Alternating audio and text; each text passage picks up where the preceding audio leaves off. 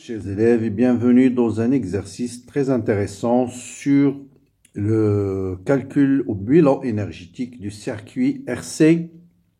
On va voir comment on peut améliorer le rendement d'un condensateur, c'est-à-dire comment améliorer l'énergie électrique emmagasinée par rapport à l'énergie fournie par le générateur. Bien, l'exercice est le suivant. Bon, il y a une première partie très classique. On va charger un condensateur à partir d'un générateur idéal de tension. Équation différentielle, résoudre l'équation, déterminer l'énergie emmagasinée par le condensateur, quelle est l'énergie fournie par le générateur et quel est le rendement de la charge dans cette première partie. On va ajouter une autre question, déterminer l'instant où la charge du condensateur va atteindre 99%. Bien, dans la deuxième partie, qu'est-ce qu'on va faire? On va d'abord charger le générateur, le condensateur, mais avec un générateur de force électromotrice E sur 2. Voilà le montage. On va le charger avec E sur 2. Ensuite, une fois que le condensateur est complètement chargé, on va compléter la charge en le mettant en série avec un générateur de force électromotrice E. Et on va déterminer l'énergie électrique fournie par le générateur dans la première étape, l'énergie électrique fournie par le générateur dans la deuxième étape, l'énergie totale emmagasinée dans le condensateur et calculer le rapport, le nouveau rendement. Et on va voir que le rendement va être amélioré par rapport à une charge directe en un seul coup. Donc, soit on le charge une seule fois avec un générateur de force électromotrice E, soit on fait la charge en deux étapes. D'abord avec un générateur E sur 2, ensuite on va compléter avec un générateur EG. Et on va essayer d'établir le bilan énergétique, vous montrer comment calculer l'énergie emmagasinée par un condensateur, par un dipôle d'une façon générale. Voilà un peu l'exercice. À travers, bien sûr, cet exercice, je vais rappeler beaucoup de choses sur le circuit RC.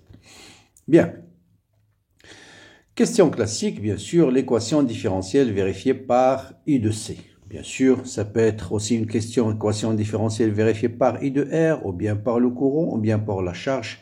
La méthode, c'est toujours la même. Vous faites la loi d'additivité de tension. La tension fournie par le générateur, qui est E, se trouve partagée entre I de R et I de C. Donc, il est égal à I de R plus I de C. Si on me demande la tension, l'équation différentielle vérifiée par I de C, donc je laisse I de C, je dois exprimer I de R en fonction de I de C. La seule relation intéressante à retenir dans le circuit RC, c'est que I est égal à C D de UC sur D de T. Or, I de R, c'est R fois I, donc est égal à RC D de UC sur D de T. Et voilà. Donc, E est égal à I de R qui est égal à RC D de UC sur D de T plus I de C. Donc, voilà l'équation différentielle vérifiée par I de C. Bien sûr, si on veut l'équation différentielle vérifiée par Q, vous savez que I de C est égal à Q sur C. Vous remplacez juste ici I de C par Q sur C. Si on veut l'équation différentielle vérifiée par U, une fois que vous avez trouvé l'équation différentielle vérifiée par Q, vous dérivez tout simplement I égale à D de Q sur D de T, ou bien on dérive cette équation par rapport au temps directement. Là aussi, on peut avoir l'équation différentielle vérifiée par I. Voilà la première question, très classique. La résolution. Bon, la résolution, il faut attention, on peut vous donner plusieurs formes de solutions. Soit I de C est égal à A plus B exponentielle moins T sur taux. Ça peut être exponentielle T sur taux, et dans ce cas, taux va être négatif. Soit A plus B exponentielle alpha T, ou bien exponentielle moins alpha T. La méthode de résolution, elle est la même. Tout ce qu'il faut savoir, c'est que la dérivée de exponentielle alpha T, c'est alpha exponentielle alpha T. Ça, c'est la première chose. Deuxième chose, si vous avez un terme fois exponentielle alpha t plus un deuxième terme où il n'y a pas l'exponentielle, si ça égale à 0, ça veut dire ce terme égale à 0 et ce terme égale à 0. Voilà les deux choses à retenir. Donc, on vous donne une solution. Il suffit de calculer D de UC sur D de T. Vous remplacez dans cette équation différentielle Vous mettez l'exponentielle en facteur, et puis ce terme va être égal à 0, ce terme va être égal à 0, et on va déterminer les constantes. Ce qu'on va faire, voilà I de C. Ah, je dérive, la dérivée d'une constante c'est 0, la dérivée de l'exponentielle moins t sur tau, je viens de dire, c'est alpha, donc moins 1 sur alpha, exponentielle moins t sur tau, d'accord? Donc c'est moins b, et puis voilà mon équation différentielle, je remplace. Donc voilà I de C, voilà RC, voilà je remplace d de ici sur d par sa valeur, donc c'est b sur tau exponentielle moins t sur tau. Qu'est-ce que je fais? Je factorise par, je mets les termes où il n'y a pas l'exponentielle, donc E moins A, voilà, E moins A, plus B, donc ce terme je le ramène de l'autre côté, donc plus B facteur 2, donc B,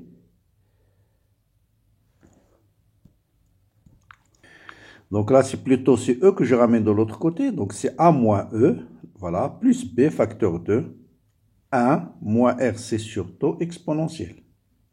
Voilà, donc j'ai un terme plus un deuxième terme fois l'exponentielle égale à 0. Donc ça veut dire ce terme est égal à 0 et ce terme est égal à 0.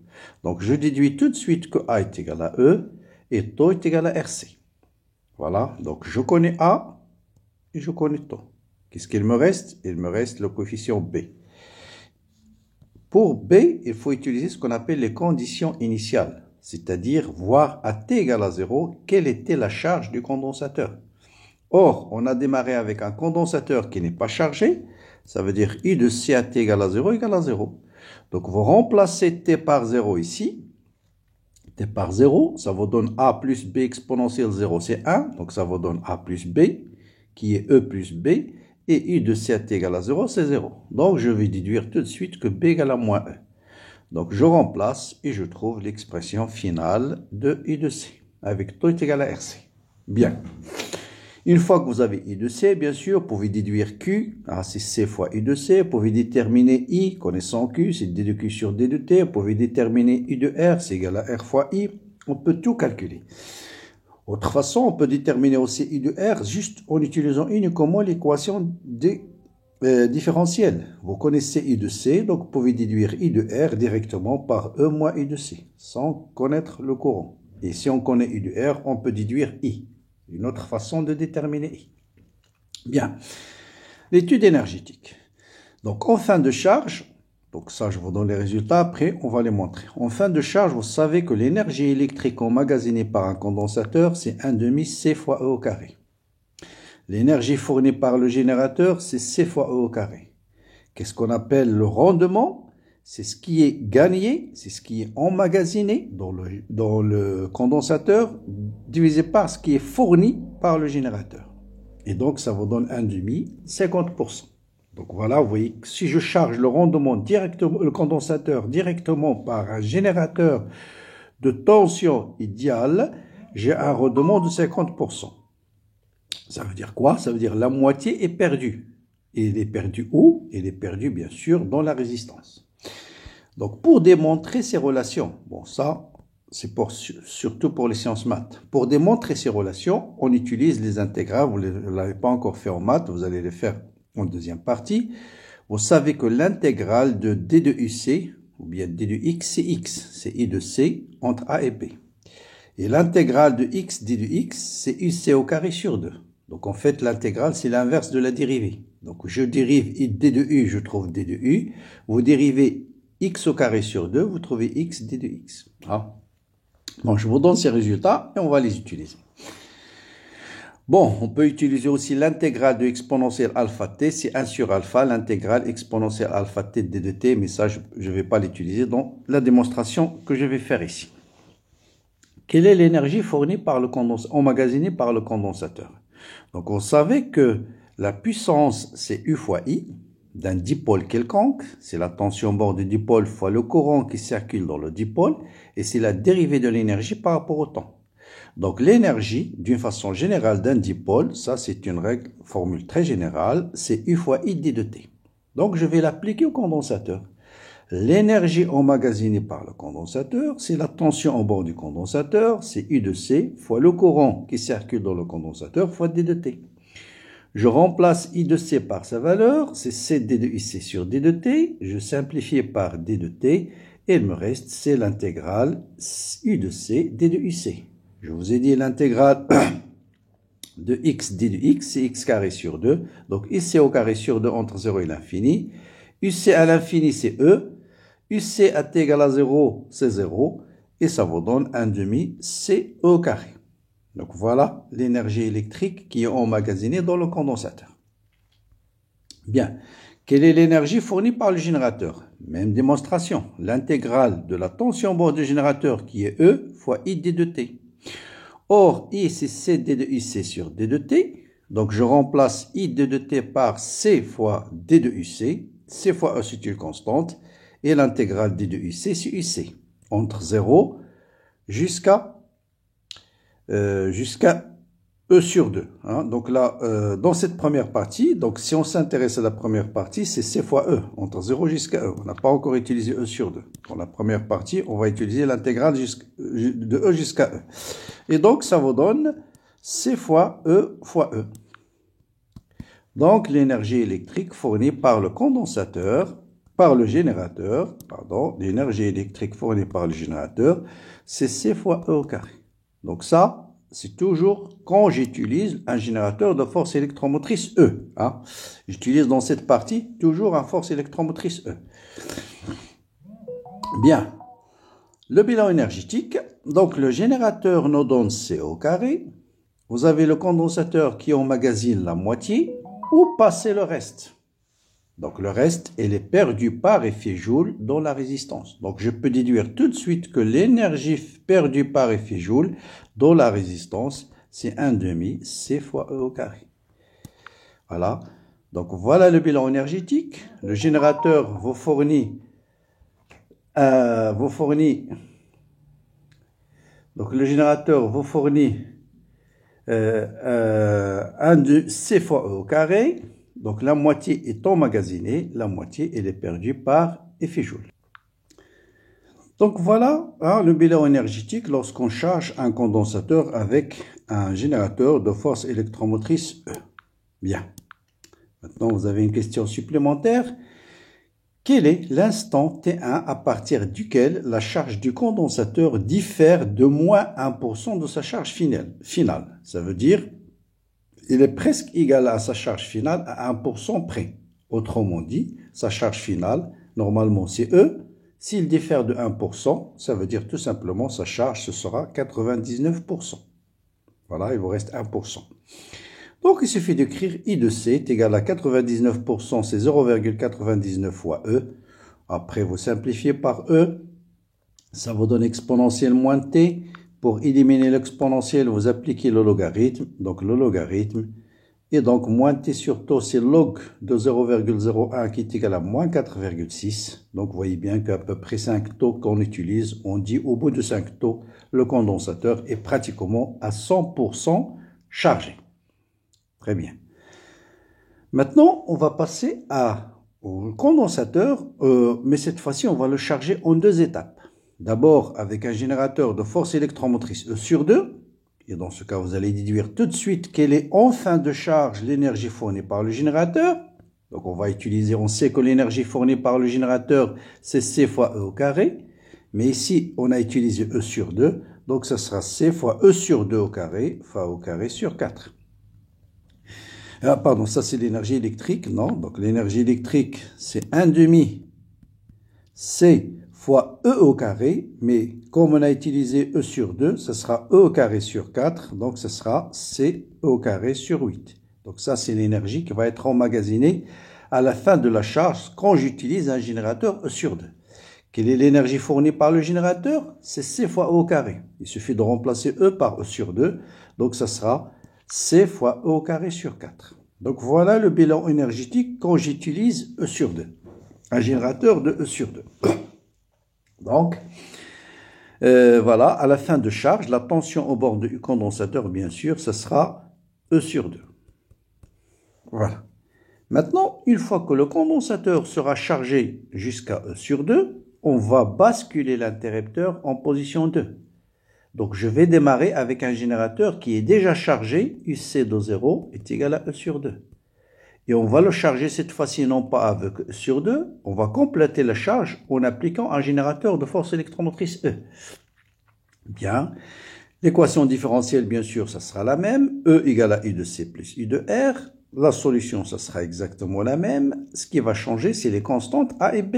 Pourquoi? Parce que le condensateur est chargé à T égale à 0. Donc, les conditions initiales changent. Donc, si T tend vers l'infini, bien sûr, le condensateur va être chargé complètement avec une tension E. Donc, ça ne va rien changer. Donc, A va être égal à E. Si, par contre, à T égale à 0, cette fois-ci, vous voyez bien qu'à T égale à 0, U de C en 0, ça sera E sur 2. Donc, je vais avoir E sur 2 est égal à A, qui est E, plus B. Donc, B, ce sera moins E sur 2. Donc, B, ce sera moins E sur 2. Donc, voilà l'équation, la solution de l'équation différentielle dans le deuxième cas. C'est U de C, ce sera E facteur de 1 moins exponentielle moins T sur 2 sur 2. Vous pouvez vérifier, si T égale à 0, 1 moins 1 demi, c'est 1 demi. On retrouve bien E sur 2. Si T tend vers l'infini, ce terme tend vers 0 et on retrouve E. Donc, c'est bien la solution de l'équation différentielle dans ce deuxième cas. C'est-à-dire, on démarre avec un condensateur qui est déjà chargé. Déjà chargé. Le courant, bien sûr, c'est IC D de IC sur D de T. Voilà le courant électrique dans le deuxième cas. Maintenant, on va faire le bilan énergétique. Et on va calculer le rendement dans ce deuxième cas. Bien, l'énergie fournie par le générateur, bien sûr, on peut le calculer directement, c'est E fois I D de T. Donc, I, c'est C, D de UC sur D de T, en simplifiant par D de T. Donc, ça vaut donc C fois E. L'intégrale D de UC, c'est UC. Et j'intègre entre UC, bien sûr, il va entre UC à T égale à 0, E sur 2 jusqu'à E. Et ça vous donne EG fourni par le générateur dans la deuxième étape, ça sera 1 demi CE au carré. 1 demi CE au carré. Quelle est l'énergie fournie par le générateur? Bon, je l'ai calculé ici d'une autre manière en remplaçant, bon, je l'ai calculé par première méthode, c'est la plus simple. Mais on peut le calculer aussi par une deuxième méthode en utilisant directement l'expression de I. Et là, vous aurez besoin de l'exponentielle alpha t, c'est 1 sur alpha. Mais cette méthode, c'est plus simple. D'accord? Donc voilà l'énergie fournie par le générateur dans la deuxième étape. Quelle est l'énergie emmagasinée dans le condensateur? Elle ne change pas. Elle ne dépend que de la tension finale du générateur. Donc, ça sera 1 demi CE au carré. Bien. Quel est le rendement cette fois-ci total? Donc, c'est l'énergie fournie par l'énergie électrique emmagasinée par le condensateur à la fin de charge, qui est 1 demi CE au carré, divisé par l'énergie fournie par le générateur dans la première étape de charge, plus l'énergie fournie par le générateur dans la deuxième étape de charge. Donc, EG1, on a dit, c'est 1 demi. Donc, il est où? Voilà, c'est C au carré sur 4. EG1, C au carré sur 4. Voilà. Et plus EG2, c'est 1 demi C au carré. Donc, C au carré sur 4 plus 1 demi C au carré. Et là, c'est 1 demi C au carré. Donc, voilà le rendement dans le deuxième cas. Et en simplifiant par C au carré, il vous reste 1 demi sur 1 quart plus 1 demi. Et ça vous donne 2 tiers, c'est 66%. Donc, vous voyez, on est passé de 50% à 66%. On a amélioré le rendement en utilisant uniquement la charge en 2 étapes. Donc, si on fait la charge en 3 étapes ou bien en 4 étapes, on va améliorer successivement le rendement jusqu'à pratiquement atteindre un rendement égal à 1. Donc, voilà pour le corriger de cet exercice qui est intéressant, auquel on a abordé un peu les phénomènes, le problème de bilan énergétique. Donc, pour les étudiants de sciences maths en général, il se peut qu'on leur demande de démontrer ces résultats. Pour l'option PC, il suffit de savoir quelle est l'expression de l'énergie emmagasinée dans un condensateur, l'expression de l'énergie fournie par un générateur et l'expression de l'énergie perdue par effet Joule. Voilà. Comme d'habitude, n'hésitez pas à partager ces vidéos avec vos amis. Bon courage, bonne continuation et à très bientôt.